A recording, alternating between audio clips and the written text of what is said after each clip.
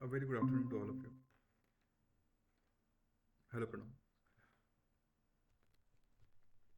So now, welcome to the week 6 of the Introduction to Material Science and Engineering course, where we are going to solve a couple of questions and we'll address the doubt if you have any. Okay, so let's quickly have a look on the list of the content that has been covered in this particular week, and they are as follow. I encourage the student to questions to send their questions on um, on the text in the message box. Also, if they feel comfortable, they can unmute and interact with me as per their requirement. Okay. Okay. So here the list of the topic that has been covered in this particular week is mostly with respect to the geometrical properties of the crystal, where we talk about the surfaces, grain boundary, dislocation nodes, dislocation loop. We also uh, discussed about the prismatic loop, the closed loop, okay, where the vacancies can be created. Then we discussed in detail about the dislocation motion.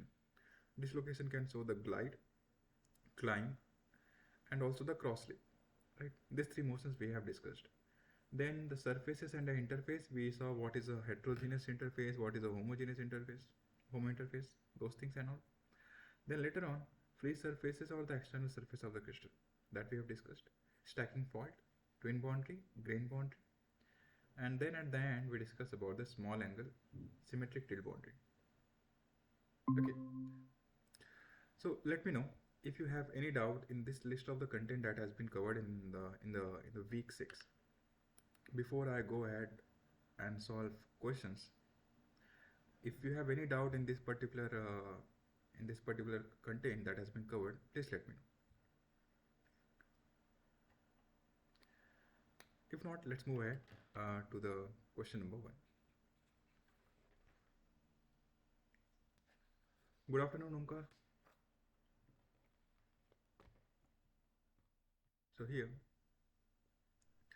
the question says, which of the following, yeah, which of the following is not a possible way for a dislocation line to terminate? Not a possible way for a dislocation line to terminate. Free surface, grain boundary, another dislocation, inside the crystal without any connection. Okay, like abruptly ending inside the crystal. So we know that dislocation,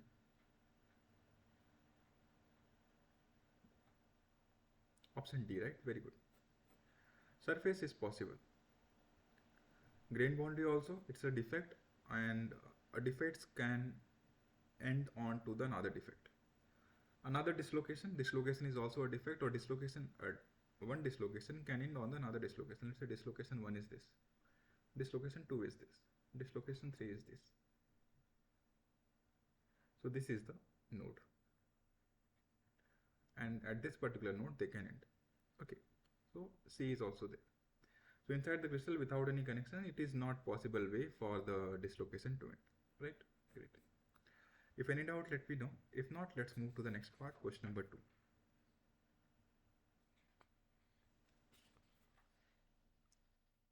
Here, what is one of the key geometrical properties of the dislocation line? A dislocation can end abruptly inside a crystal. A dislocation cannot end abruptly inside the crystal. A dislocation always forms a straight line. A dislocation only exists in the perfect crystal. Okay, it's not dislocation can end abruptly inside the crystal. No, this is not the case, right? It cannot end. Just now we have discussed. For the dislocation to end, either it will end on the free surface or grain boundary or the another dislocation forming the node. Okay, so the right answer here will be the option B. A dislocation cannot end abruptly inside a crystal. Okay, so what we will say that we usually talk in the class that this is a dislocation line, this is a slip plane, slip side and no slip. So this line is a dislocation and it's going from the one surface to the another surface, or one grain boundary to the another grain boundary. It cannot happen that like this. This is a slip and this is a no slip. It cannot happen that suddenly it ended over here, right? So the right answer here is the option B. Okay, great. Let's move to the next part, question number 3. Now this question is little interesting. Okay, it's not getting focus. Okay, not so. Edge dislocation. A dislocation move perpendicular to the applied stress, a boundary between the slip and no slip, a closed dislocation line that has no start in it, form when the dislocation intersect with each other. So this dislocation, edge dislocation we are talking about. Okay, a dislocation that move perpendicular to the applied stress, a boundary between the slip and no slip region. We can say that, right? A boundary dislocation, edge dislocation, we can say that it's a boundary between the slip and no slip.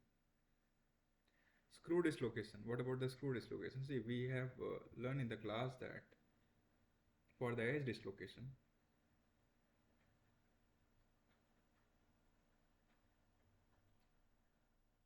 the dislocation line vector and the Burgess vector, they are perpendicular to each other. Also, we have learned that a stress, applied stress, is along the Burgess vector. So for the dislocation to move, dislocation movement,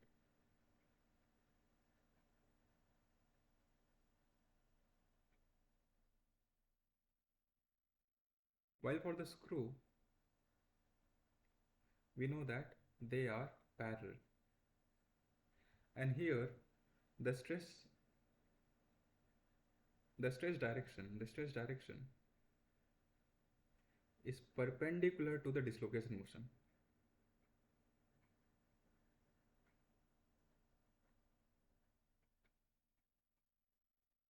So with that, a dislocation that move perpendicular to the applied stress, this is the property of the screw dislocation.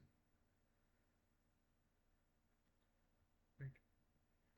A screw dislocation, if I am applying the stress in the perpendicular direction, then dislocation will move onto the perpendicular direction to the applied stress.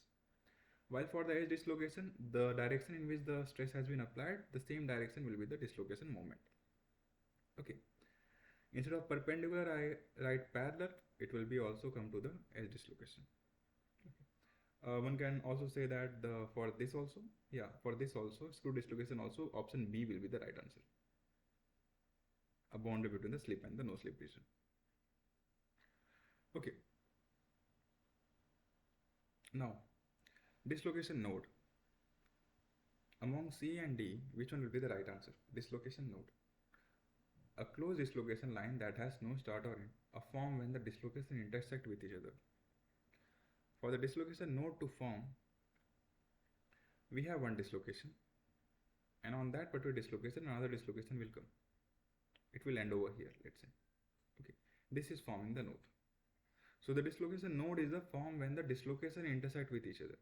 So option D will be the right answer. Correct. Dislocation loop. A dislocation line, a closed dislocation line that has no start or end line. Okay. So it is like a dislocation has ended on itself. Okay. The starting point and the end points are same. So this is a closed dislocation. No start or end. Okay. So option 4, fourth one is going to match with the C. Great. So we can write the final answer that the edge dislocation, it's a B. Second one has a two option, A and B both. And then we have D and C. So this is the right answer. Sir, can you explain that once more, the edge and screw dislocations? Okay, this part, that stress part. Okay. So what we know that, see, if I have this, an edge dislocation. This is the, let's say this is a slip and this is no slip. And this is the tangent vector. This is the Burgess vector. And we are talking about, they are perpendicular, it means that we are talking about the edge dislocation.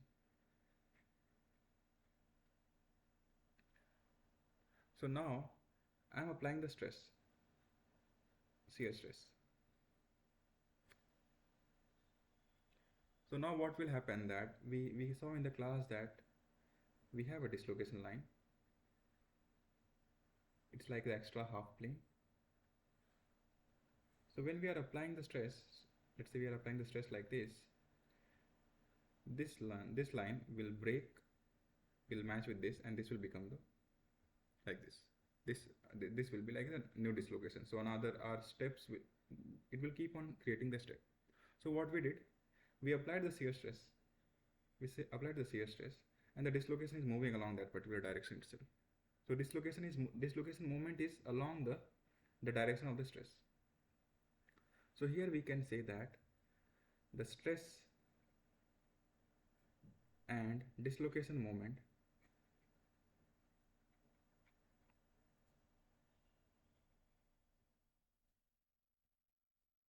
are parallel to each other.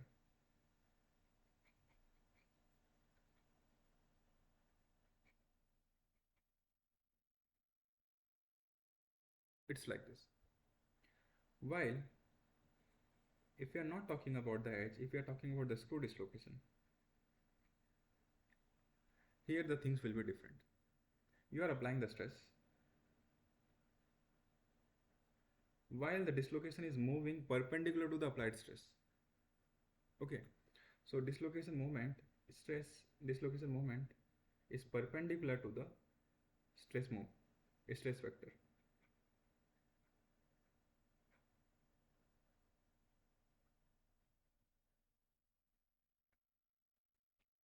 So this is the main difference between this. So if you want to move a dislocation in the screw dislocation, in the screw one, you will apply the stress perpendicular to the stress will be perpendicular to the dislocation moment. While if the dislocation is moving in the edge dislocation, it means that the stress is applied along the dislocation moment.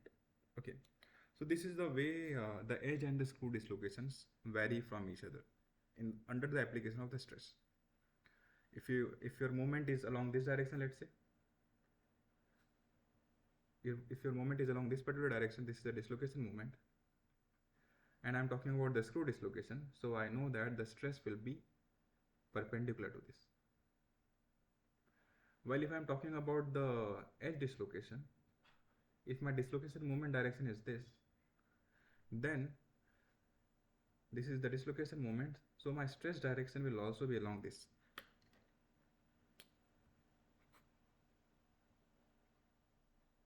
So this is for the screw and this is for the edge. So their movement and their the stress direction, the stress vector, they are perpendicular to each other in the edge. Sorry, in the edge it's parallel, in the screw they are perpendicular with each other. Clear? So this, Clear, sir. yeah, this we will remember. Yeah, nice. Okay, now let's move ahead to the next part, question number 4. So I remember, Omkar, you were asking about the grain last time, right? What is a grain? Yes, sir. Yeah. So a single crystal, we can say it's a 1 grain. So a grain, just now we have, like in this particular week, we have learned that a grain is defined as a region in the crystal, a region of crystal having one orientation. So if I'm making a, let's say this is my crystal and this is a grain 1, grain 2 and grain 3. So all these 3 grains, 1, 2 and 3, they will have different orientation. So now for example, let's say in the grain 1, the 111 plane is along this particular direction. So in the grain 2, the 111 plane direction will change. In grain 3, the 111 plane direction will again differ. So their orientations are different. It's like taking one grain. It's like taking one grain. Let's say we are taking, let's say this cell phone is 1 grain. I want to make another grain. What I will do? The orientation I will change. It can be like this. It can also be like this. Okay, it's not only like we have to make the rotation within the plane. the rotation can also be out of the plane. Okay, so all these three orientations will differ from each other. Okay, so in a single crystal, it is defined as the one grain. Okay, so throughout the single crystal, if I take one single crystal with me, let's say this is my single crystal. So throughout the crystal, my orientation is going to remain same. There is no grain boundary over here. Okay, so let's find its characteristic: randomly oriented unit cell, multiple crystal orientation within the simple same sample, identical unit cell orientation throughout the sample. D, the presence of the grain boundary. What do you think? Which one is the right answer over here? Option C. Option C is the correct answer, right? Great. So here, this is the single crystal.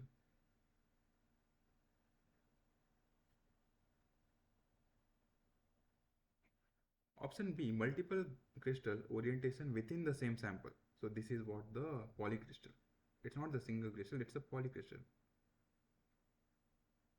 A polycrystal will have more than one grain. Okay, more than one orientation we can say. So with that we have solved this question. Let's move to the next part. Question number 5.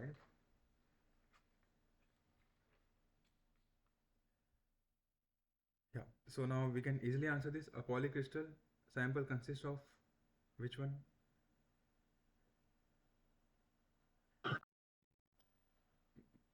Multiple grain with identical orientation, single grain with uniform periodicity, multiple grain with different orientation, a perfect crystal structure without grain boundary.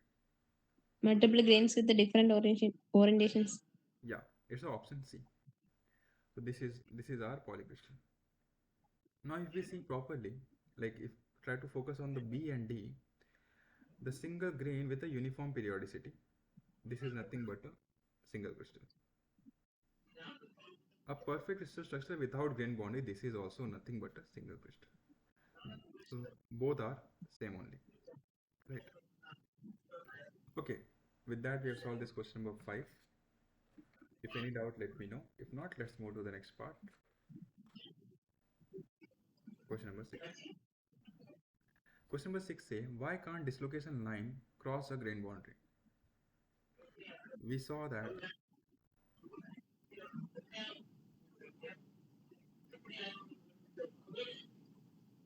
they have the different orientation. So one orientation is along this, let's say. Another orientation is this, and next orientation can be like this. This is we are drawing the polycrystal having the grain boundary. Now why dislocation line cannot cross? Let's say this is my dislocation line.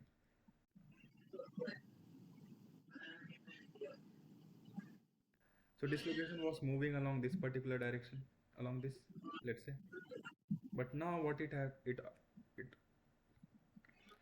saw that now this plane on which it was moving, it is no longer continuous. So it has ended over onto the grain boundary. So now the orientation is different here. So what the problem is with the orientation, the dislocation of one grain cannot cross and go to the another grain. The reason is that the orientation of the lattice plane change across the boundary. And we saw that we were discussing in the last class that a dislocation line, like there is a particular slip plane and the slip direction. So slip plane we talked about last time, that in the case of BCC, in the case of FCC, in the case of simple cubic we talk. Sorry, slip direction we were talking about. So in the case of simple cubic, we saw that 100 is a slip direction. In the case of FCC, we saw that 110 A by 2. In BCC 111, and we saw that it's a by 2. So these are the thing. But in one crystal, this direction, let's say it's along this, but in another crystal, the direction is changed of this particular BCC. So here the direction was this, here the direction is different. So we cannot say that anymore. So this is no longer is going to cross. The dislocation cannot cross because the orientation is different.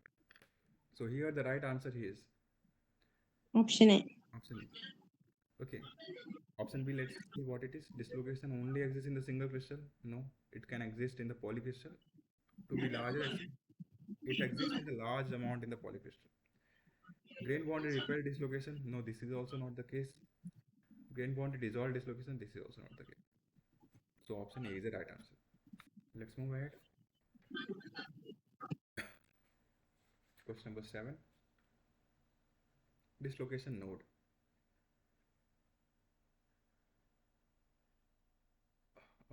Sum of the Burgess vector at the node 0, a point where the multiple dislocation meet, represent the amount of slip due to the dislocation. So what do you think? Among this, which one will be the dislocation node, the characteristic of the dislocation node? A matches first one matches the B, right? Yeah, it matches with the B. It is the point where the multiple dislocation meet. What about the second? Frank rule. Second matches the A, right? Sum of the Burgess vector at the node is 0. Yeah, correct. So sum of all the Burgess vector at the node should be 0. Now let's go to the third part, Burgess vector. Represent the amount of slip. Burgess vector matches the C, right? The amount of slip. Yeah, very good. Just see. Fourth one, slip plane.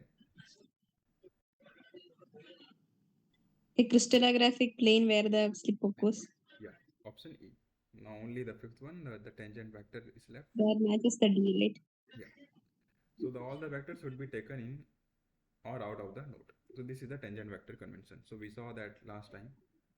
So they all should point towards the node, or they all should point away from the node.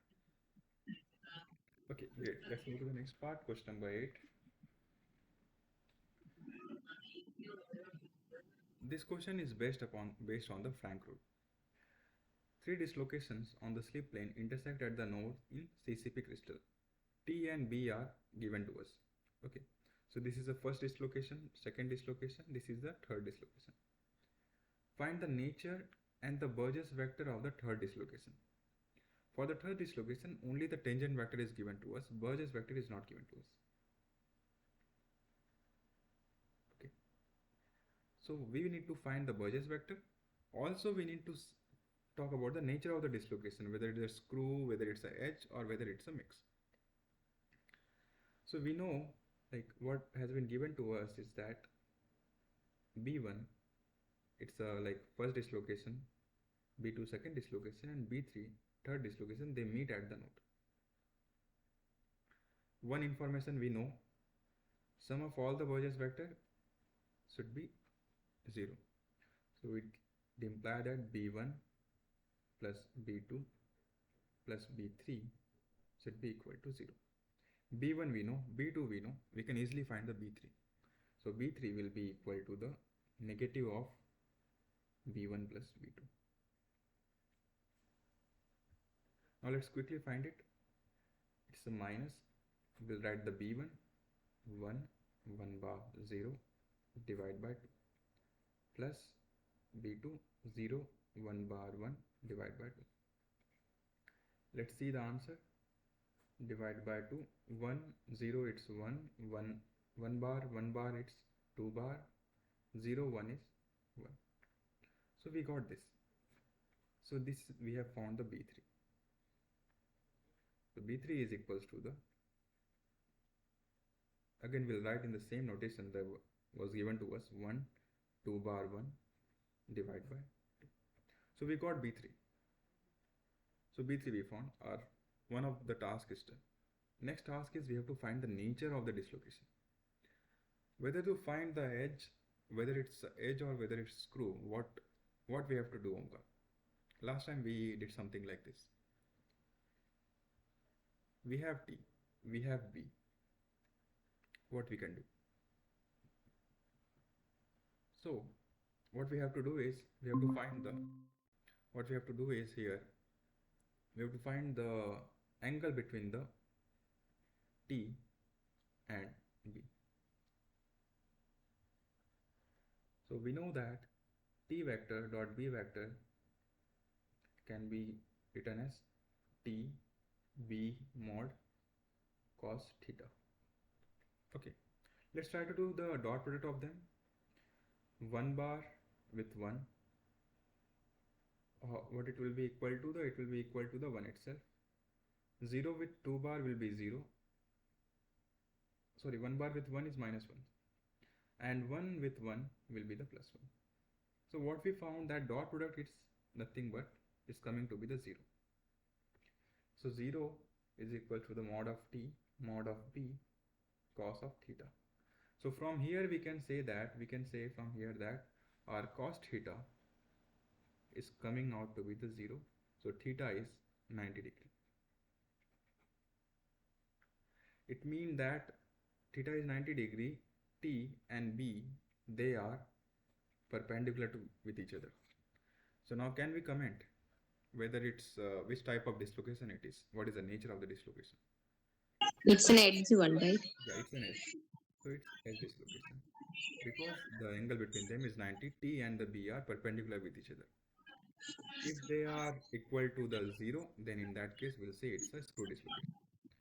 So this type of questions can be asked in the exam. So now let's move ahead. If any doubt in this, please let me know. Great. No, sir. Yeah, great. Let's move to the next part, question number 9. A dislocation loop is a dislocation line that form a straight line, terminate on itself. It always a screw dislocation can only exist in a polycrystal. We are talking about the dislocation loop. So when we talk about the loop, its start and its end on itself. Dislocation is forming a loop itself.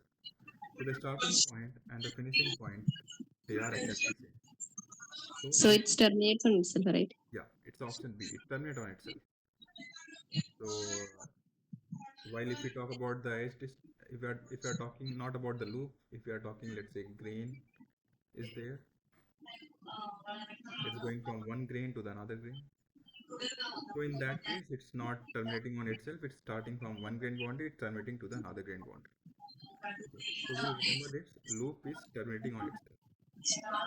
Okay, let's move to the next part, question number 10. Here, a prismatic dislocation loop is characterized by. So now we are talking about the prismatic dislocation loop. Varying Burgess vector, the Burgess vector being perpendicular to the dislocation loop, the dislocation change its character continuously, have only screw dislocation. So what do you think? So what we have here, let's say we have a plane. What is a prismatic dislocation loop? That is something which we have to understand. So let's say this is the a loop is given to us, and the prismatic loop is in such a way that the Burgess vector onto this will always be perpendicular to this particular plane. While the tangent vector, we know since this is a dislocation line, we know that tangent vector will be like this. It will keep on going. So on this particular loop, what we observe, on this particular loop, we have observed that the t is keep on changing. While the Burgess vector is always perpendicular to the loop, like if this particular loop is in the plane of the paper, so my Burgess vector is like this, perpendicular to it. So throughout this particular thing, the Burgess vector is perpendicular to this particular loop. So we have observed that for the prismatic loop, T and the B, they are always perpendicular with each other. It means that they always have a edge dislocation nature. Okay. So now let's see the prismatic dislocation loop characterized by a varying Burgess vector. Is Burgess vector is varying here? Answer is no. It's a tangent vector which is varying. A Burgess vector being perpendicular to the loop plane. So here the right answer is option B. Yes, the Burgess vector is perpendicular to the loop plane. The dislocation changes its character continuously. No, it's always, the character is not changing, it's always the edge dislocation. It never happened that it's a screw dislocation, okay. Having only screw dislocation? No. Having only edge dislocation. So our right answer only here is option B. Now one can usually, people get confused with this loop and the prismatic loop. A normal loop, let's say we are talking about, here the tangent vector is going like this. Sorry, I should draw like this. And the Burgess vector is within the plane and along one of the direction. Okay, this is within the plane. Now in the second case we can have the prismatic loop which we talked about, where the Burgess vector is perpendicular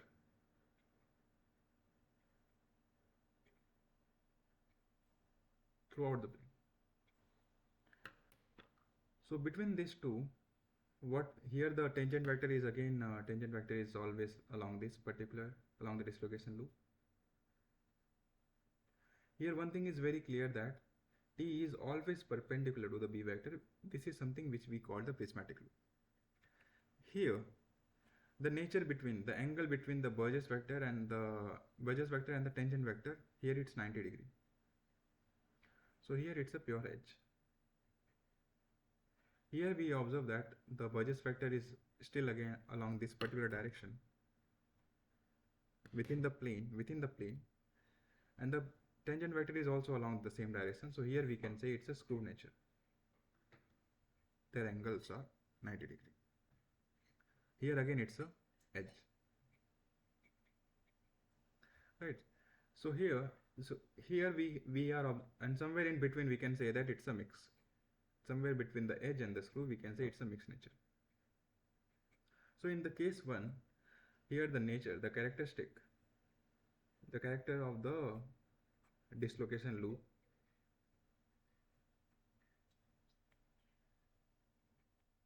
is keep changing.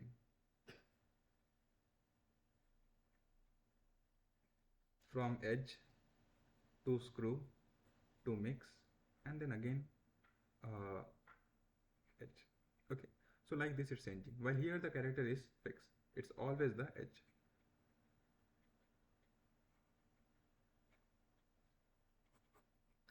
Let me know if there is any doubt in this. Sir, this part can you explain once more? Yeah, sure. So what we have is a loop. Okay, one is a prismatic loop.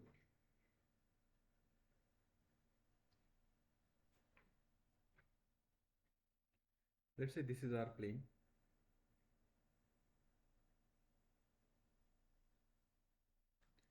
On that we created the dislocation. Now a loop is getting extended. We are calling it prismatic because it's like a prism.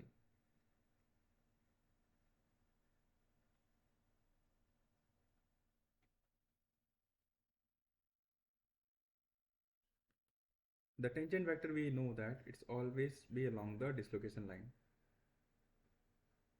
So this is a tangent vector. While the Burgess vector here, Burgess vector is always perpendicular to this particular loop. So it is along this particular prism, we can say, right? This is the Burgess vector. So one thing is clear, the angle between the Burgess vector and this particular tangent vector is always 90.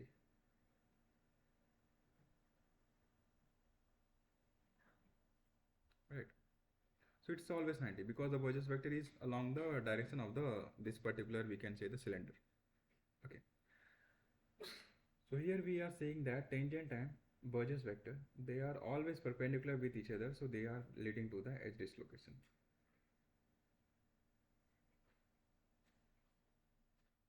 Now the case, the second case, where it's a closed loop, but it's not the prismatic loop. The Burgess vector is always along one direction, and it is within the plane. Here the Burgess vector was perpendicular to this particular plane.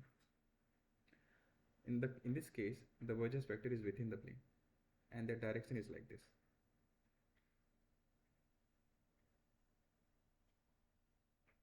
While the tangent vector is always, it will keep on changing.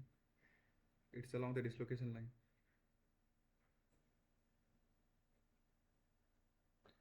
So what we are observing here is that in the case at the bottom we can say that they are 90, but again the angle is keep on changing. Now here the angle between them is 0. Here the angle between them is 90 degree. Here again it's a 90 degree, right?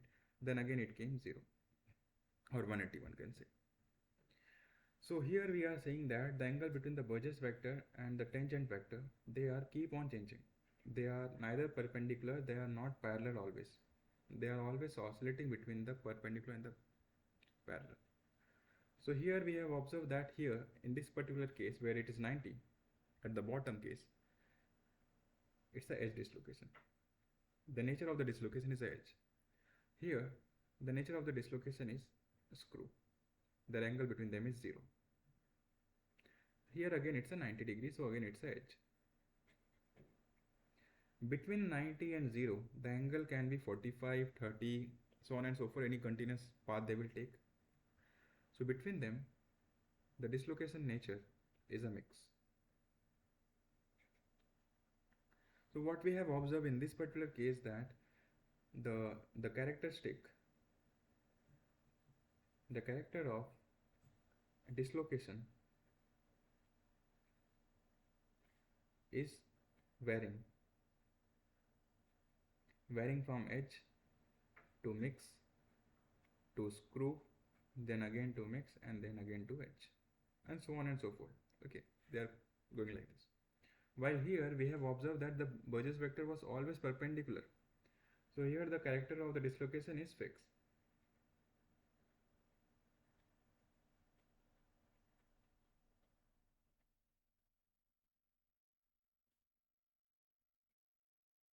And it is edge. Okay, it's always the edge here because always the angle between them is 90 degree. Okay, so it is the main difference between them is the way the Burgess vector was oriented. Here the Burgess vector is always perpendicular to the loop. Here the Burgess vector is along the plane and they keep on varying. The Burgess vector is constant, but the angle between them, the Burgess vector and the tangent vector, is keep on varying. Is it clear? Yes, sir. Great. Okay, let's move ahead to the next part, question number 11.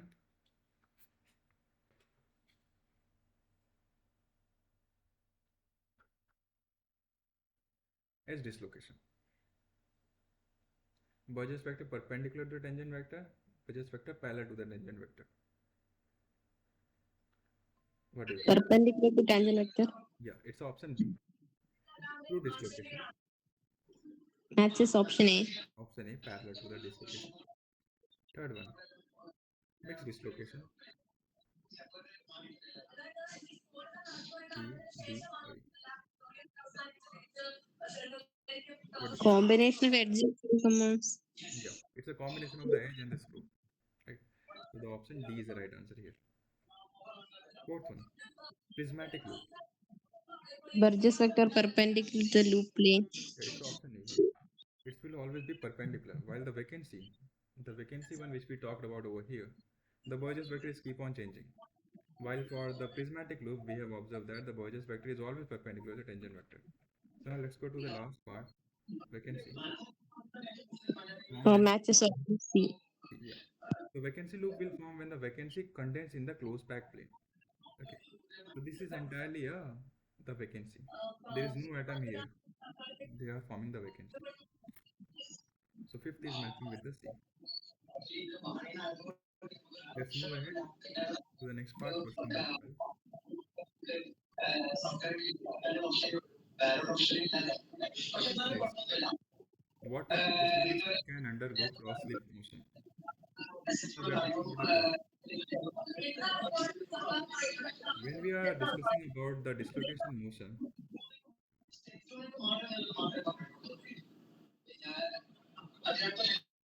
there are the various types. First is glide. Second is the cross slip. And the third one is the climb. Glide is shown by the both edge dislocation and the screw dislocation. Also the mix. Cross slip is only shown by the screw dislocation, while the climb is shown by the edge dislocation.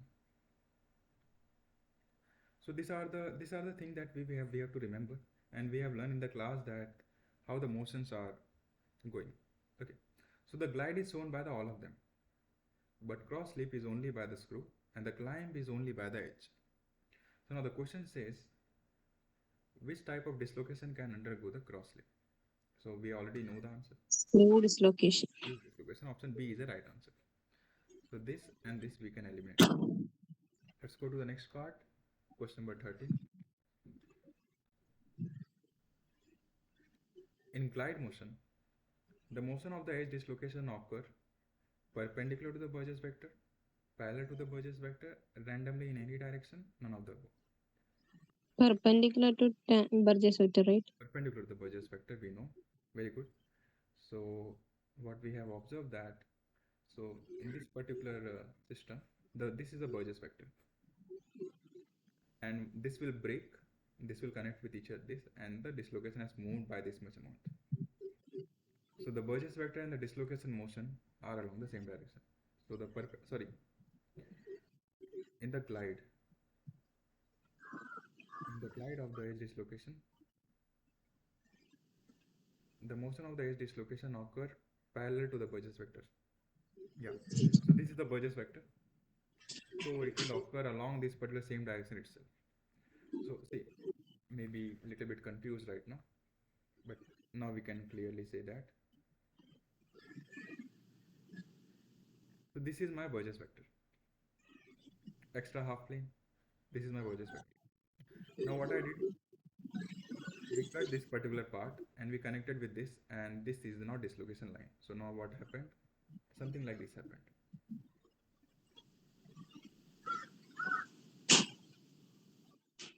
Okay. So now dislocation has moved by this much amount. Initially it was here. Now it is here. So the final moment is this much. So this is the dislocation motion.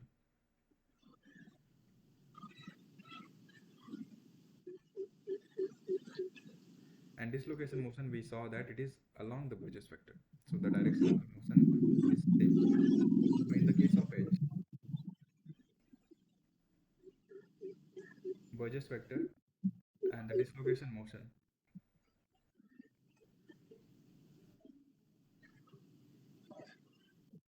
are in same direction.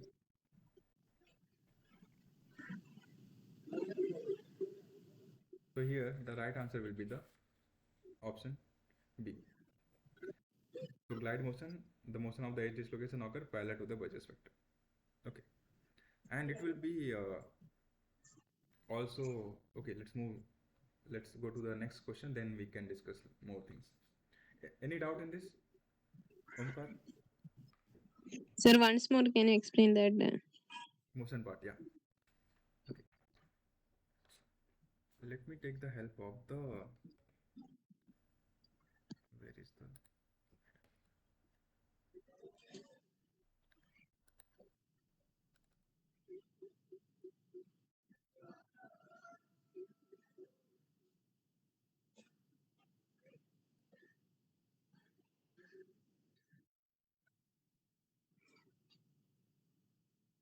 yeah, see this. In the class, we saw that initially, this is my dislocation line. And this is my Burgess vector. Burgess vector will go along this particular direction. So now my dislocation has disconnected from here and it connected, and now the dislocation is like this. So let me, okay, better I draw here itself.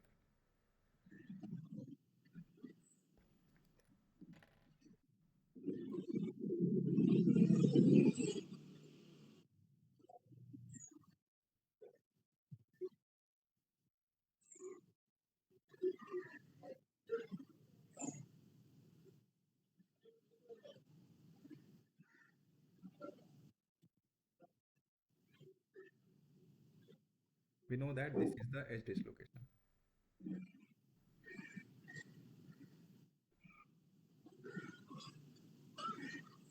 When we can draw a Burgess circuit over here, and we will find that the R Burgess vector is along this particular direction. So this is my Burgess vector. Now what we did, we applied the stress.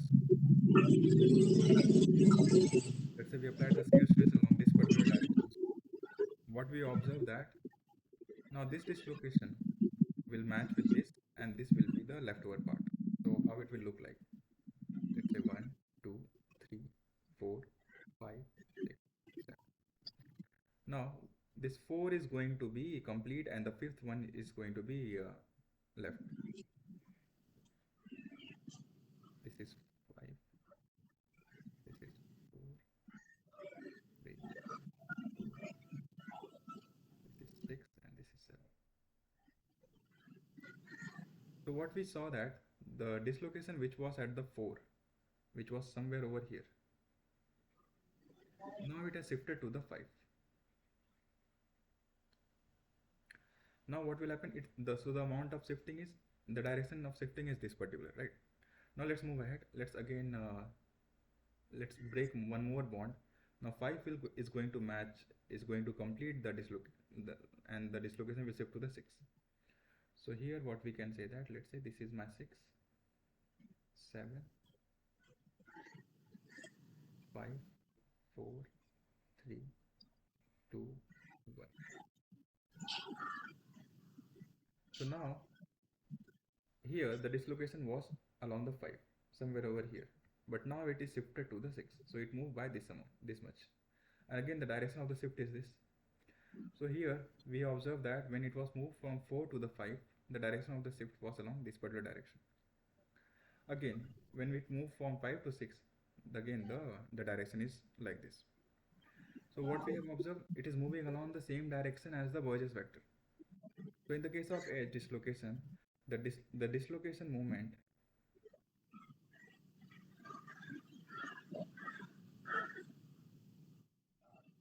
is along the Burgess vector. Okay, and the magnitude also, remember one more thing, one more important thing. The magnitude of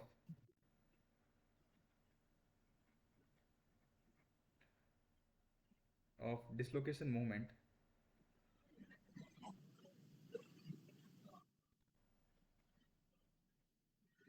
is the Burgess vector magnitude.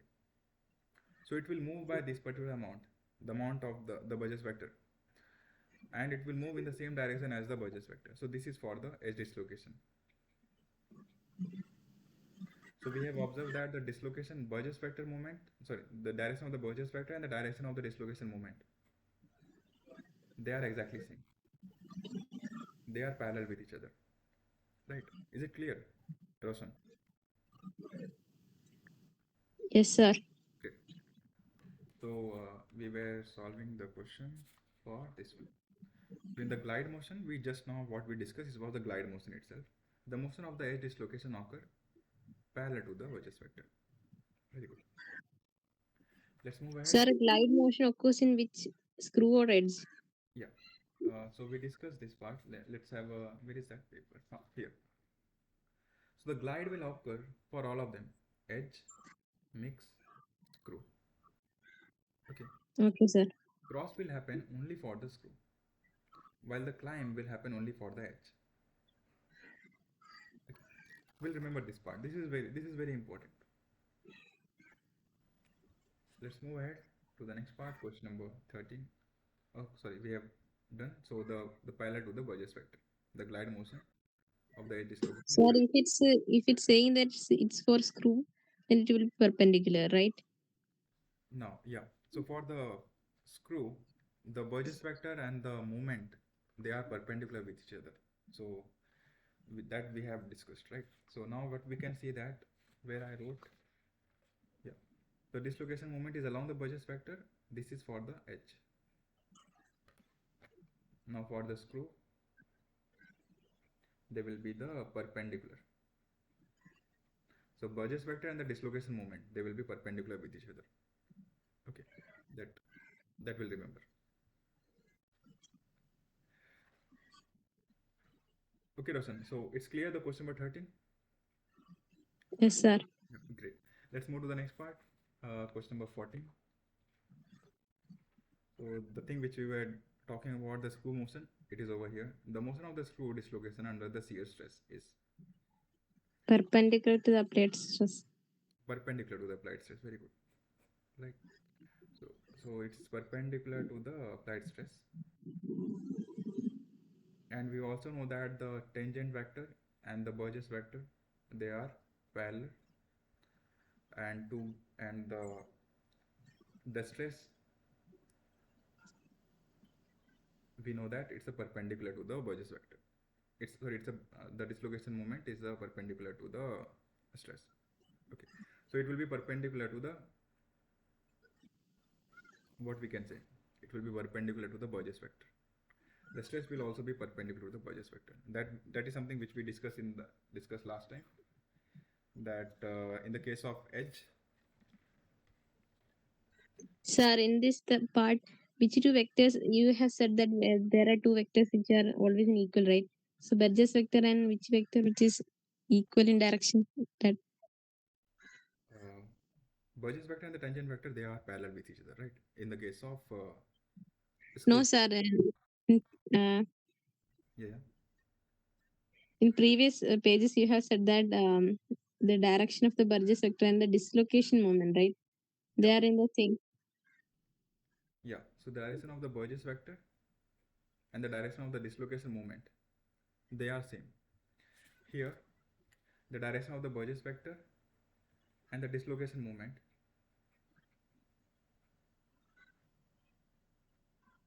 they are perpendicular with each other. Okay, so this is perpendicular with each other. Okay, sir. Yeah, and the motion of the screw dislocation under the shear stress is perpendicular to the applied stress. And this is there, right? So while in the case of edge, the dislocation moment, the shear stress,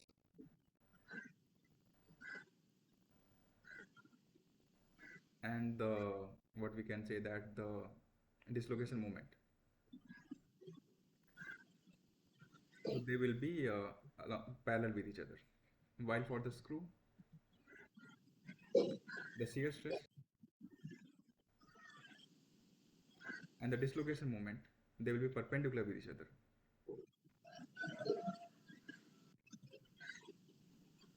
It's clear? Yes, sir. Yeah, great. So So the Burgess vector and dislocation moment will be Burgess vector and dislocation moment, they are perpendicular in the case of shear. okay, sir. Yeah, great. Okay, so, like, you note it down in your notebook, and like, this is the place where people get confused between the Burgess vector, tangent vector, and the stress along which they should apply, and the moment of the dislocation. So once we have this entire thing, we it's everything is clear. Okay. Yes, sir. It's little bit confusing. Yeah, it initially people find it, but once you note it down in your notebook and once you went through it, it will be very clear to you. Okay, Okay, sir. great. Let's move to the next part, question number 15. What happened when a edge dislocation sweep through the entire slip plane? So we have the dislocation, edge dislocation over here, and it went entirely to the, like, the motion keep on happening, and this is the dislocation now. Crystal remain unchanged? No, the crystal has changed. Right, initially the dislocation was there, now there is no dislocation. We can see this thing, it's a perfect, the crystal has changed, so this is incorrect. A surface step of the magnitude equal to the Burgess vector is created. So what is this? The motion, we just discussed that the magnitude by which it will shift will be the magnitude of the Burgess vector. So now we can say that at the surface, this is the step has been created, and the step magnitude is equal to the Burgess vector, right? So you can see that, okay, here it's like this, and now it's entire. So this is the perfect crystal. Here we can say that, okay, one dislocation came here and created the step, two dislocation created the step, and so on and so forth. So whatever the step which we are getting, the surface roughness which we are getting, It is due to the lot of defect that has been present on the surface. Okay. So when the edge dislocation entirely slip through the crystal, it will create the extra step onto the surface. The dislocation get annihilated. That is also the true. Initially see, it has the edge dislocation. Here there is no edge dislocation. What here we have the step, surface step. So the dislocation got annihilated. Option C is also the right answer. Now the last one, the crystal undergo the phase transformation. No, this is not happened. Right. So option B and the C is the right answer. Clear Sir, about why the option D is not there? Phase transformation. phase has not gone. Crystal is unchanged, right? Phase transformation is something like you are changing the structure. You are changing the, for example, FCC, which was let's say, sorry, iron, which was let's say BCC, it changed to the iron, which is FCC. So this is something which we can say that the phase has transformed. Okay, here there is no phase transformation. The only the defect which was there, and now the defect is not there. So the phase transformation has not. Okay, sir. So with that, we can answer that option B, and option C is the right answer over here. Let's move ahead. Let's go to the next part, question number 16. Here, glide motion. Matches option A. Option A, possible for the edge, screw, and the mix. Very good. Yeah. Option A is the right answer. Cross slip. Screw dislocation possible for. Yeah. Cross slip is possible for the screw dislocation. Climb is possible for the Edge dislocation. option E. Great. Burgess vector in the edge dislocation. Perpendicular to the dislocation line. Correct. Option C. Burgess vector in the screw dislocation, we know that it is. Parallel to dislocation. So let's write the answer A, B, E, C, and D. So with that, we have solved this question 16. Let's move. Next part, question number 17. Okay, true and false. All type of dislocation can glide. True, sir. True. Very good. Next part, cross slip motion is observed in the edge dislocation.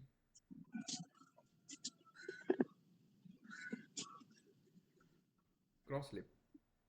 Will it happen in the edge? Screw, right? Yeah, it's a false. It will happen in the screw. Next, third one.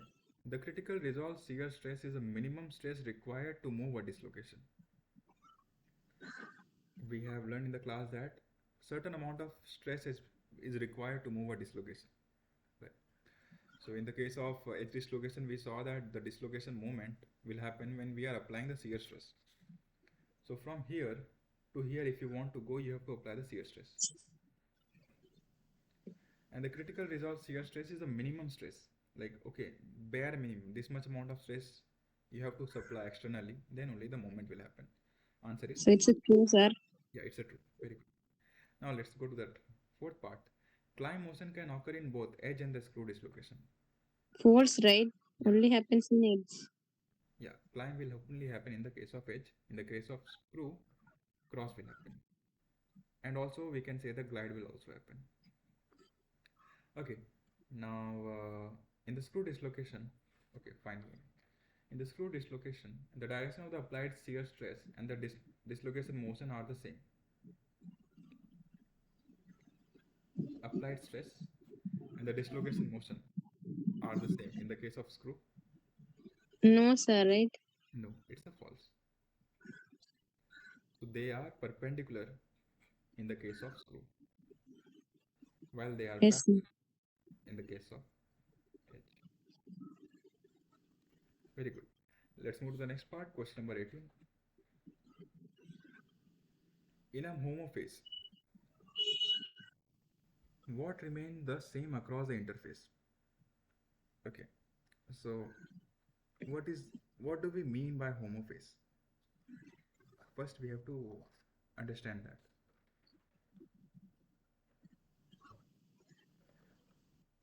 Homophase interface. So interface we know Interface is what? A boundary between two regions.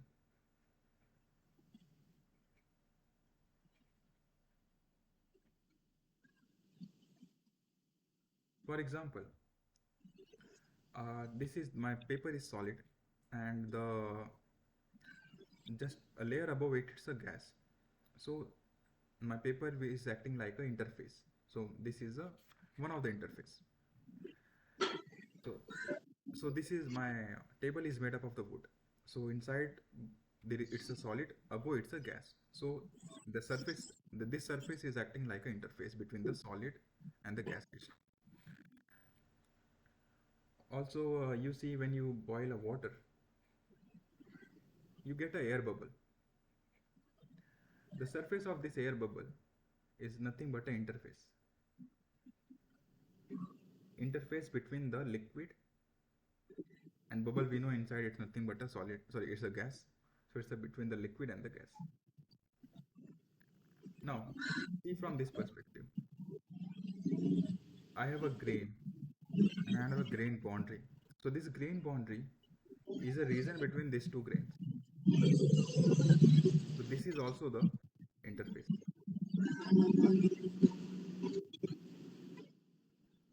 Right? What do you mean? What do we mean by homophase? So now let's say my crystal has, my grain is made up of the two phases.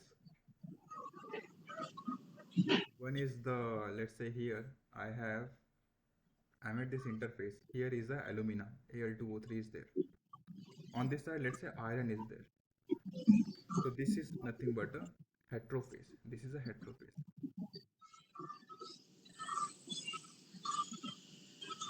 Now, let's say within the alumina, we have the different grain. Okay. So here also there is a grain, but composition was alumina only, Al2O3. This is also the one of the grain. This is also Al2O3. So this phase, this boundary which we are talking about, which is nothing but the grain boundary in this particular case, grain boundary, this is acting as a homophase. Why? The chemical compositions are same across this, but what is differ? What differ? They differ by the Orientation. orientation.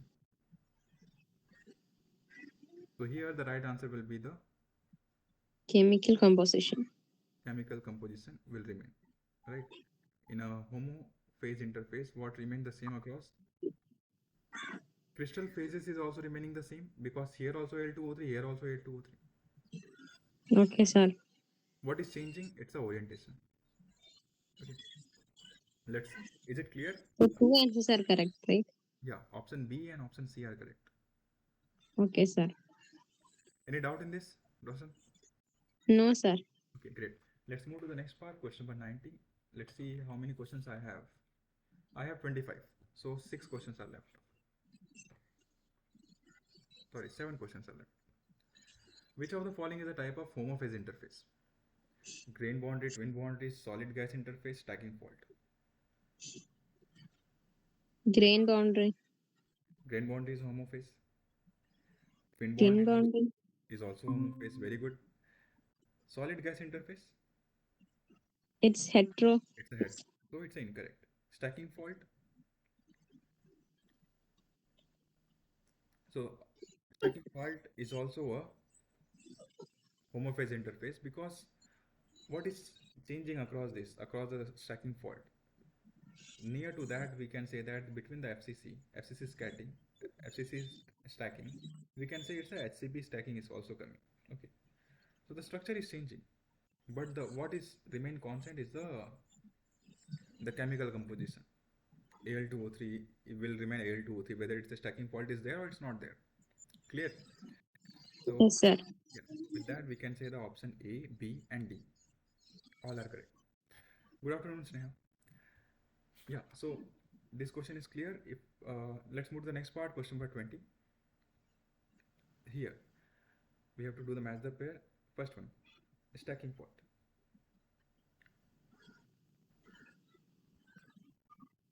AB, AB, same stacking. ABC, ABC, again the stacking is same. Let's see here, B, C, A, B, C, A, C, A, B. So here the fault is created, right? So what is option C? Let's write the option C as it is. B C A B C A C A B. This is my option C. But what it should be? Let's say B C A we are following. Then B C A. Then again it should be the B C A B C A. But here the problem has created. The problem is with the stacking. So what we can see that the nature of the stacking is nothing but BCA. It means that the stacking is FCC. It's a FCC stacking. But here locally the stacking is has changed. So what it is CA, we can say BC, right? Okay. So like this, the stacking has been changed. So in this particular region, the stacking fault has been created. So what we can say, C is containing the stacking fault. What about the cubic close pack? Which type of stacking cubic close pack have? A or B? Cubic close A pack, B A B stacking. no. Cubic close pack will have the stacking of ABC, ABC. Okay, sir. Very good. Hexagonal, SCP. SCP will have the stacking of what you said, like it's a A ABC. B A B stacking. Yeah. Now the grain boundary, it's a nothing but the rotation boundary. Rotation boundary. So we can write the final answer. It's a C, then B, then A, and then D. If any doubt in this, let me know. If not, let's move to the next part. Clear, sir. Great. Let's move to the next part, question number 21.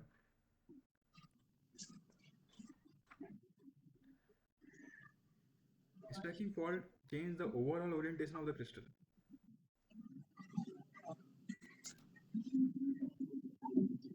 Answer is no, it's a false.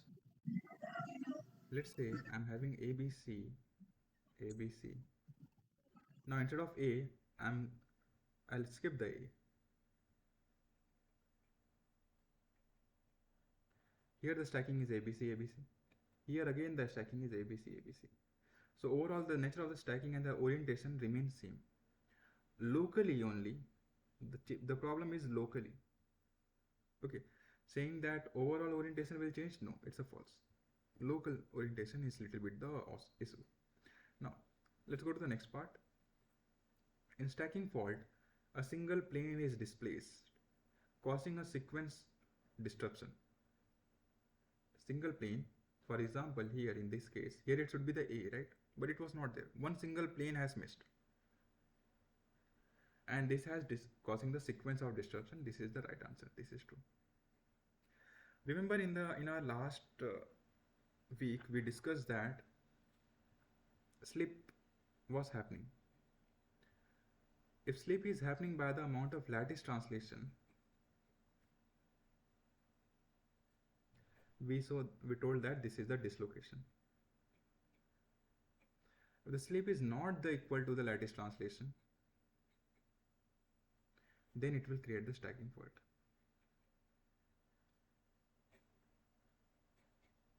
Okay, for example, what we discussed.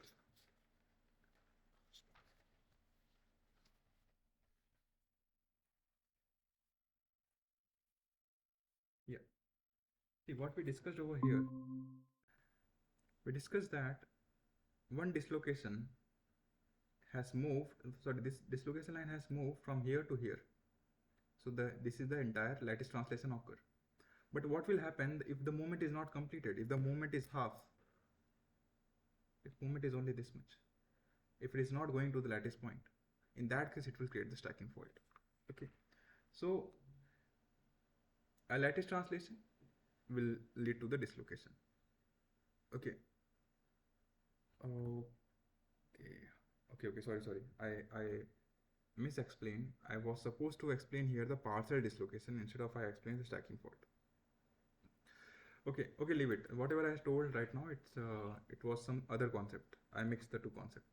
Okay, so now here only the single plane is displaced. So only the A, here it was should be the A.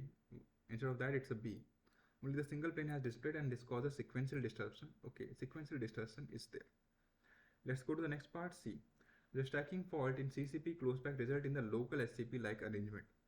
This is true. If we have CCP, okay, for example, you can see here, this was FCC, this is also FCC, but now see this particular stacking, what it is, it's a BC, right? It's like we can say that the AB type of stacking is there. So when I disturb the CCP stacking, what I got the SCP, local SCP like arrangement, right? So this is the true. Now let's go to the last part. A stacking fault can be considered as a point defect. What do you think, Sneha and Omkar? What will be the right answer here? The stacking fault can be considered as a point defect. It's a false, right? It's a planar defect. It's not even one dimension, it's a two dimension, 2D defect. One plane itself is missing from the plane. Okay, so this is the false. Now let's go to the next part, question number 22. This is little bit interesting. Okay, which of the following stress would be the effective in moving the screw dislocation? So we are talking about the screw dislocation.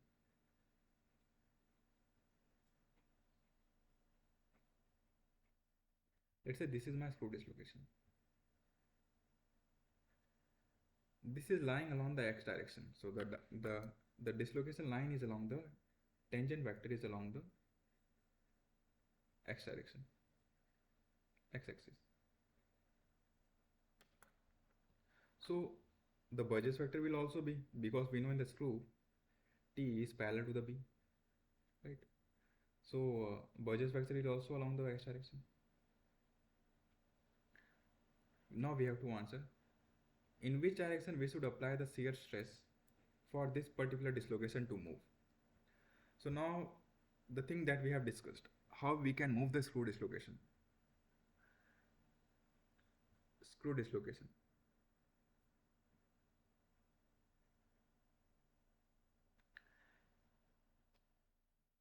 So we discussed that in this case of screw dislocation, the stress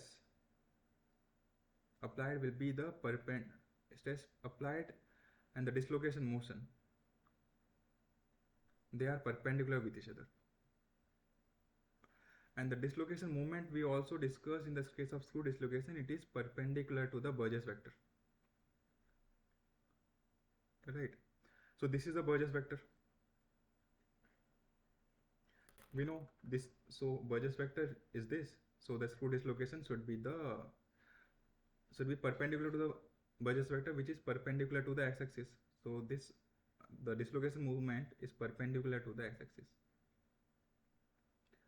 Okay, now dislocation moment is perpendicular to the x-axis, so the stress is perpendicular to the dislocation moment. So what we can say that the stress is along the x-axis itself, right? See, B is perpendicular to dislocation moment is perpendicular to the stress vector. So what we can say that the Burgess vector and the stress vector, they are parallel to each other, right? So in the case of screw dislocation, the Burgess vector and the stress vector, they are perpendicular with each other. So it means that what we finally concluded, that the stress should be along Burgess vector, and we got to know that the Burgess vector is along the x-axis. So the right answer here will be the shear stress should be along the x-axis,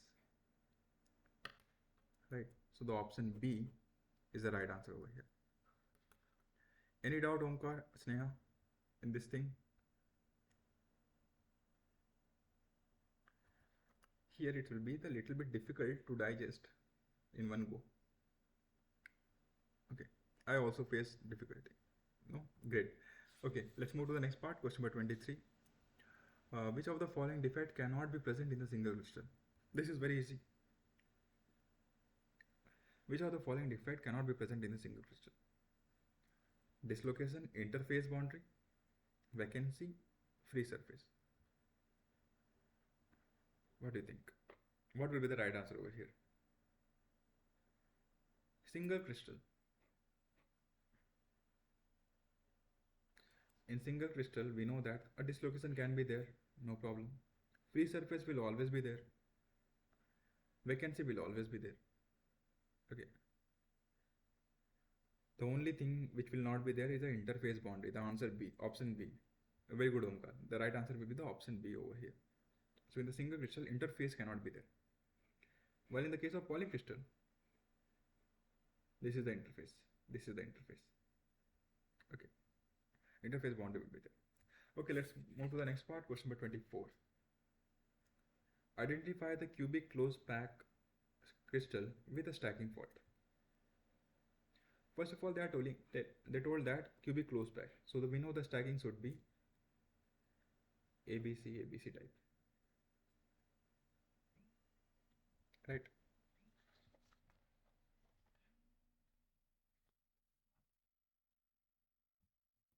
Stacking should be ABC. But we need to also incorporate the stacking fault in it. Okay, let's see. ABC, ABC, ABC, ABC. So there is no fault in this. This is pure cubic closed pack with no defect.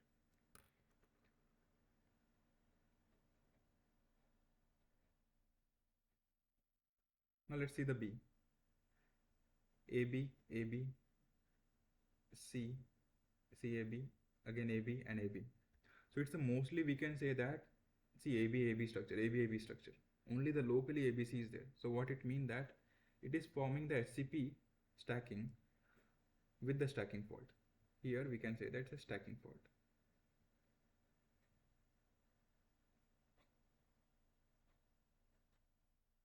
Right. So, but what we needed, we need that cubic closed pack, and then in that we need the stacking fault. Now let's move ahead. BCA, BCA. Again, it should be the B right here, but they wrote the C. So now this is the problem over. But again, BCA. So see, BCA, BCA. So this is nothing but a CCP, cubic closed pack stacking. In between, we can see that the CA, CA. See this, CA, CA. This is the SCP type of stacking. So this is the CCP with stacking fault.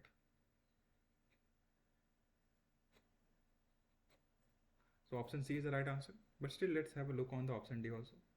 BCA, BCA, CBA, CB. So let's see this particular part. Are there any where the difference has been created? Over here. See, here we are able to say that it's a BCA, BCA. Okay. Here BCA, BCA. Here is the C. Now along this C, now after that, I'm not able to see any BCA after that. Okay, see, this is the BCA, BCA. Here it is after C, it's again BAC. It happened. So this is not even it's not the stacking fault. The sequence is disturbed. Okay, there is no sequence over here itself. Okay, this is not even a CCP. The sequence has disturbed. Only the right answer is option C. Because again, BCA we are able to see here. Initially also BCA, here also BCA. Only the problem was somewhere in between. This locally HCP came, and so which is leading to the stacking fault. While the option D, there is no sequence itself. The sequence itself is not forming. Okay. So with that, the 24th, the question, we can say the right answer is option C. Any doubt in this question? Let me know. If not, let's move to the next part, question number 25. We are left with the two questions only now. So the question say, what is the surface energy per unit area of 100 surface of the CCP crystal? Given that lattice parameter A, given that the bond energy is this. See, why the surface energy should be there? Let's say this is my crystal, CCP crystal.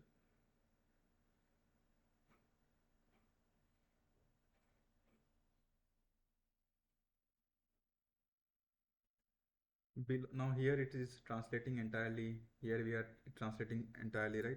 So it will form the 3-dimensional structure. But since there is a surface is there, let's say this is the surface, along which above of this there is no further propagation. Okay, so the propagation has stopped now. Now why the energy should be there? Focus on this part. In the FCC, that is in cubic closed pack, in the CCP we have the bondings everywhere, right? Even at the face centered also. Now look at this particular face centered. This is bonded with 4 over here. In the CCP we know that the overall the coordination number is 12. 4 is bonding here. 4 it's bonded to the all the faces and all, and the below also 4 has been bonded. Okay, so overall we can say that it formed 12 bond, but here we can say that it's only forming the bond with these things. What about the below? Below it's forming the bond, but what about the above one? The bond has been broken. So the bond which was supposed to be there, now it's no longer there. To break the bond, we need to supply the energy, and that energy is stored as the surface energy. Now to find the surface energy, we need to know the area. Per unit area they are talking about, so no problem. Half into number of broken bonds.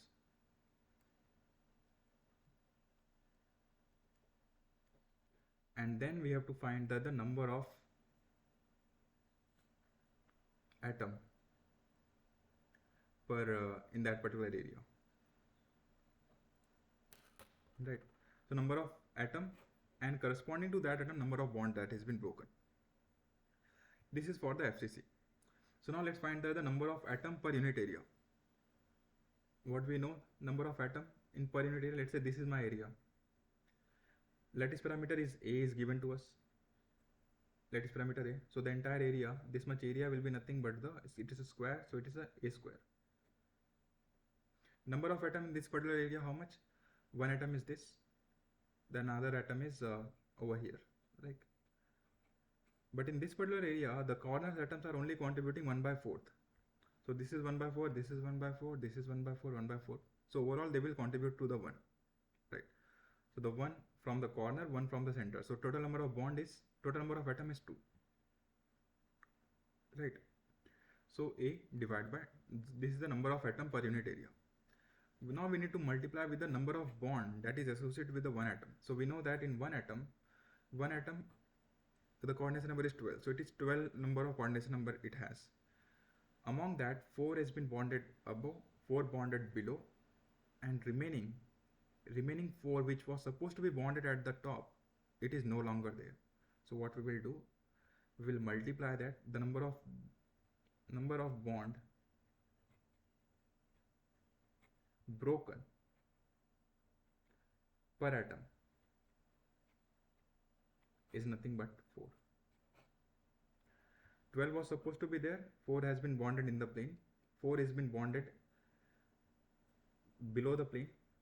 The 4 which was supposed to be bonded at the top, that is no longer there. So that is the number of broken bond per atom.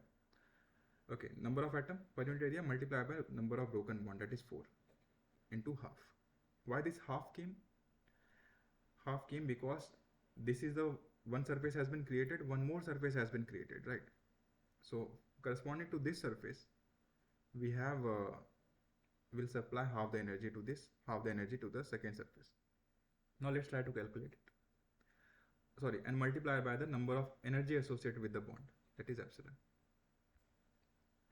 Okay, so now this has cut down. So what we got, 4 epsilon over a square, right? So this is the option C. I would like to tell you that this type of questions, they are very frequent in the GATE exams. Okay, so right now we talk only from the 100. They talk from the 110. They also talk from the 111. They not only talk for the FCC, they also talk about in BCC what will happen. In the case of simple cubic, what will happen. So if you are preparing for that, I would suggest you that please go through this type of questions. A lot of questions are like this, are available onto the online. Okay. So with that, we have solved this question number 25. Any doubt in this, let me know. If not, okay, with that we have finished. There is no more question. Yeah. So Omkar and Sneha, any doubt in throughout the session that we have discussed? If yes, let me know. If not, then we can wind up today's session.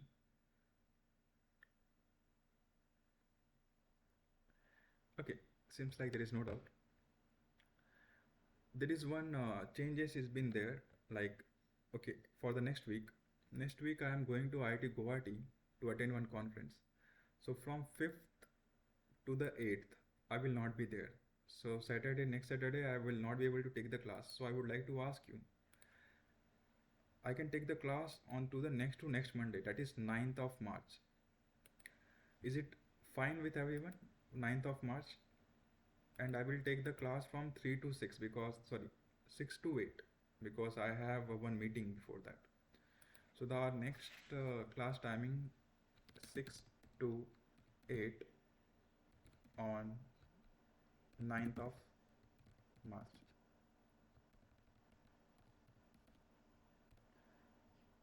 Uh, Everyone is fine with this particular time? It's fine, sir. Great. Okay.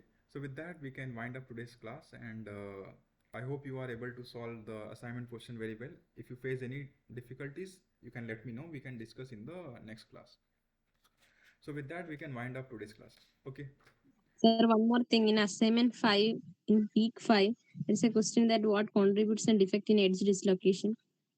So in edge dislocation, the extra half plane, missing half plane, and the dislocation, and both of these are contributing, right? Week 5, right? I have to go to the quiz. Okay. Now let's see the questions. Assignment number 5. Sorry. Question number was? Second, sir. Okay. What constitute the defect as dislocation? Extra half plane, missing half plane, dislocation line, all of the above. The answer is the dislocation line. We let's discuss why it is. I think this part something which we have covered in the class. Okay, my internet is stopped. Now it's working. So now This is big. what we can see is that now see the professor has hide this particular part. So although So the dislocation was there. See, we can see that dislocation is present over here. But now if I try to hide the below part, think of as an what I was calling the above I feel like there is no defect at all, right? So this extra plane which we were telling, it's no longer defect. Now let's go to the bottom part. So bottom part also we can see that the crystal is very continuous. The defect is not there. So what we concluded from this is that the dislocation, it is only this particular thing, this region which is dotted in the circle.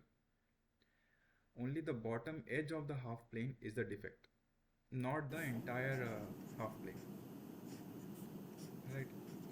And so this is clear, Omkar? Yes, sir. Yeah. So below part is not the defect. Above part is also not the defect. The defect is only local along to the edge of the dislocation. Okay, that's why we call it the edge dislocation, because it is associated with the edge of the particular dislocations. This extra half plane edge is the dislocation line. Any more question, Omkar, on this particular assignment? Sir, the last part question about a graph. Okay, let's go to the last question.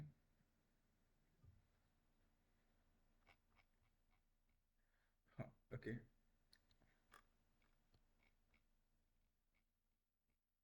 Yeah, so this question.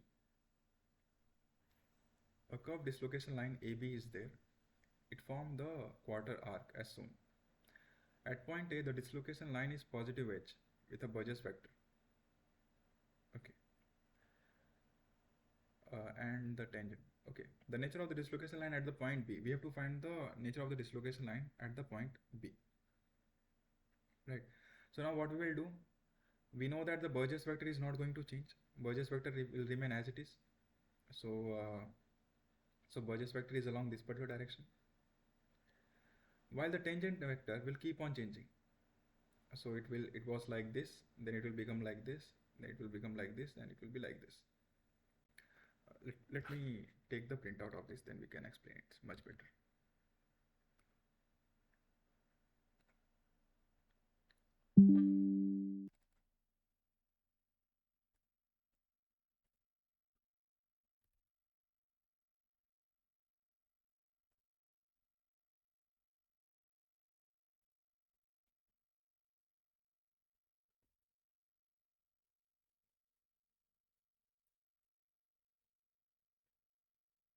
Yeah. So this is the question which we have. They are asking the nature of the dislocation at the point B. What we know that the Burgess vector will not change its direction. Okay, so it was like this. Throughout the line, it will be like this. So at the point B, the Burgess vector is like this. So this is my Burgess vector. Point B, this is the Burgess vector. Now let's talk about the tangent vector. Tangent vector is like this.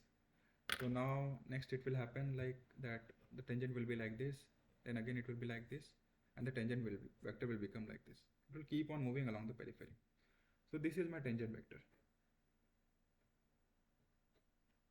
So what I can see over here, that they are anti-parallel. B and T, if I try to do the cos theta if I try to find the cos theta, what will happen that it will come out to be the 180 degree. So this it is and the nature we know, since they are not perpendicular, so edge is not there. Okay, so Yes, sir. and the direction is opposite with each other. We can say that this is a screw dislocation with the B and T anti-parallel with each other, right? Okay, sir. Any more doubt? Any more questions? So the last question you had discussed in the 25th question about that one, can you explain once more? 25th question. 24, 25. Yeah, okay.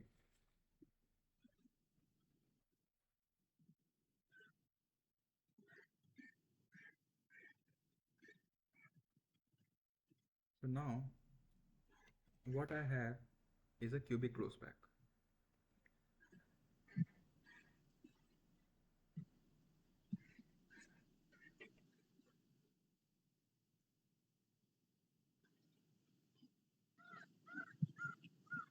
And in the cubic close pack, we know that atoms are there at the corner, also along the faces.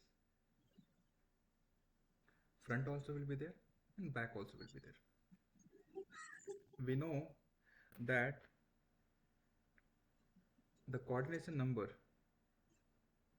in the CCP is 12. So let's see where are that coordination number. Let me pick up this particular atom. It is bonded with this. It has bonded with this, this, this. So 4 are over. Now this one is also bonded with the front of this particular face, back also of this particular face, and this is also bonded with this one and this one. This is clear. So it is bonded with the 4 below all, 4 below. Okay, sir. So 4 are in the plane, in 100 plane. Let's say this is the 100 plane, or sorry, I should write, let me be more precise, 001 plane. 4 are below. The way it was 4 was bonded below this particular plane, the 4 will also be bonded above the plane. And this is what contributing towards the coordination number of 12. So Okay, sir. 4 are above. Now let's say I cut this entire crystal and I made sure that on my surface, let's say I made a crystal in a way that the surface is 100 plane. This is what the question is telling. What is the surface energy of 100 plane of CCP? Okay, so it means that we are cutting the entire crystal along this particular surface. So what we have to find is that extra Sir, energy. how do you know that's an FCC structure? Sorry. That you have drawn on the faces, right? So Yeah. FCC structure. Yeah, it's How do FCC. you know that? It's a CCP. Cubic close pack can be only FCC. Cubic close Okay, pack sir. and FCC, they are the way to say each other that okay. If FCC is mentioned, you can also think of that okay, it's a cubic close pack. Cubic close pack mentioned that it's FCC. So in the case of cube, the close pack structure can be formed in the FCC. In the BCC, we know it's not that, right? What we know that in the simple cubic, it's a 52% packing fraction. In the Yes, case sir. of BCC, it's a 68, I think, yeah. And in the case of FCC, it is 74. 74. So the maximum close packing is in the FCC. So that's why it's called as the cubic. First of all, it's a cube, and it is close pack. Okay, sir. So now we created the surface. So what will happen? The bond will break. How many bond will break per atom? This atom will going to break the total number of 4 bonds. Within the plane, the bonds will be there. Below the plane, the bonds will be there. So 4 is there in the plane. Below the plane, the bonds will be there. Above the plane, the bonds are broken. So the one atom which was supposed to have 12 coordination number, it will only have the 8 coordination number, and the at the surface we are talking about, and it means that the 4 bonds are broken. Okay, 4 bond has been broken.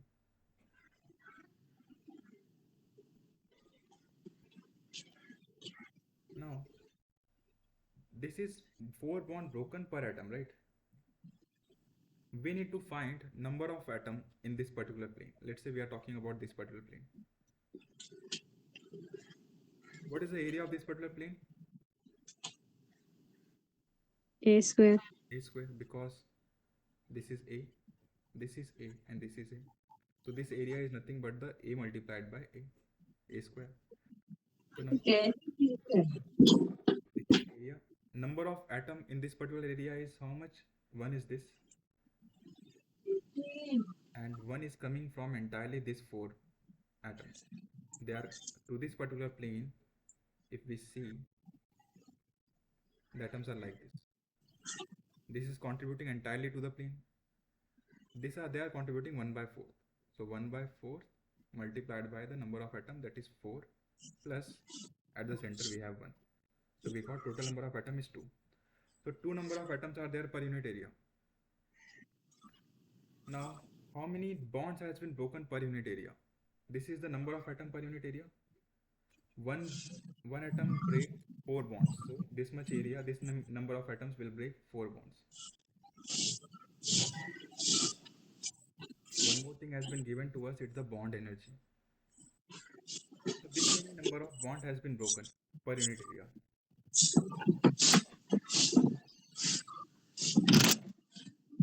Number of bond broken per unit area multiplied by the bond energy. So this much amount of energy has been released. Now we have to think. We have to think in a way that, let's say I have what I'm doing. I'm taking this page.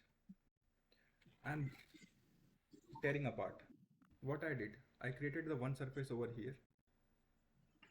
I created another surface over here.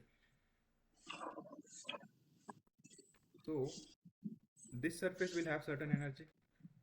This surface will also have certain energy, right? Yes, sir. So this is the total amount of bond that has been broken, total amount of energy that has been released. But per surface, the energy will be half, belong to the one surface. Another surface will take another half. So the number of bond broken, the number of energy that has been, the amount of energy that has been released is given by this. What we did, we found that the number of atom broken per unit area, number of atom per unit area multiplied by the number of bonds per atom, it will give the number of bond broken per unit area. We multiply that, okay, we got the number of bond that has been broken. We multiply with the energy of each particular bonding. So this much amount of energy has been released. Now we'll multiply with the 1 by 2 because they will create the two surfaces, and each surface will take the half of the energy, and this is the amount which is required. So we can multiply, this will cancel out, what we will get, 4 epsilon by a square. So what Okay, sir. option C will be the right answer, right? Okay, great. Any more question, Omkar? No, sir. Okay, great. Okay, so let's meet again next week. I think next week I am occupied, so we'll meet on the Monday, 9th of Feb. The timings will be 6 to 8. Okay. Okay, sir. Okay, Omkar. Bye bye.